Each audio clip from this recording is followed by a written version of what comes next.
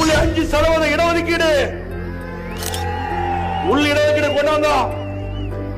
அந்த 7.5% உள் ஒதுக்கீடு மூலமாக இதுவரை 2818 மாணவ மாணவிகள் அரசு பள்ளியை படித்த மாணவர்கள் மருத்துவராக இருக்கிறாங்க. இது சாதனை. அப்ப இந்த திட்டத்தை கொண்டு வருகிற பொழுது மேலும் ஆளுநர் இந்த மசோதாவை கையெழுத்து போட மறுத்துட்டார். அதன் அடிப்படையில் இன்றைக்கு இந்திய அரசியல் அமைப்பு சட்டம் 162வது பிரிவை பயன்படுத்தி உத்தரவு போட்ட ஒரே முதலமைச்சர் நான் தான்.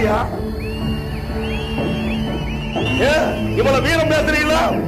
தில்லு திராணி தெம்பு இருந்தா உங்க அப்பா பேர்ல உன் தந்தை பேர்ல பல்கலைக்கழகம் அமைக்குவேன் என்று சொல்லிக் கொண்டிருக்கீங்களா? நான் செஞ்ச மாதிரி அரசியல் அமைப்பு சட்டம் 166 பிரிவுப்படி பயன்படுத்து. அந்த தில்லு உனக்கு இல்ல.